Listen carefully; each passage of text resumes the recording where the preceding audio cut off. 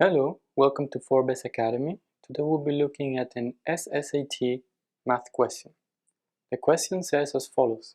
How many numbers between 1 and 100 are multiples of both 2 and 7? And those are the choices. Okay, so to begin, let us write down the numbers that are multiples of 2 and 7. So what we want, it's a number n that is between 100 and 1. So what does it mean to be a multiple of 2 and 7? Well, it means that this number n must have a 2 and a 7 in its prime factors, right? So we're looking at a number between 1 and 100 that is 2 times 7 times some integer. Or in other words, we're looking at a number that is a multiple of 14.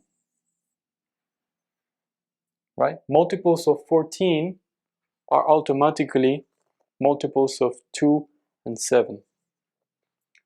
Okay, so let's look at the multiples of 14. So we have 14 times 1, that's 14.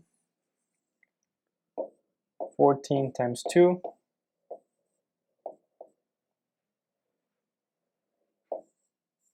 that's 28.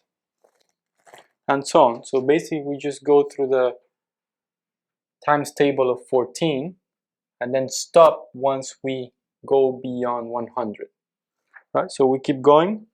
So 14 times 3, that's going to be 42. 14 times 4, that is going to be 56. 14 times 5, that is going to be 70.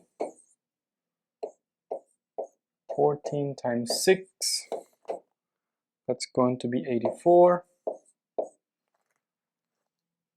14 times 7, this is 98.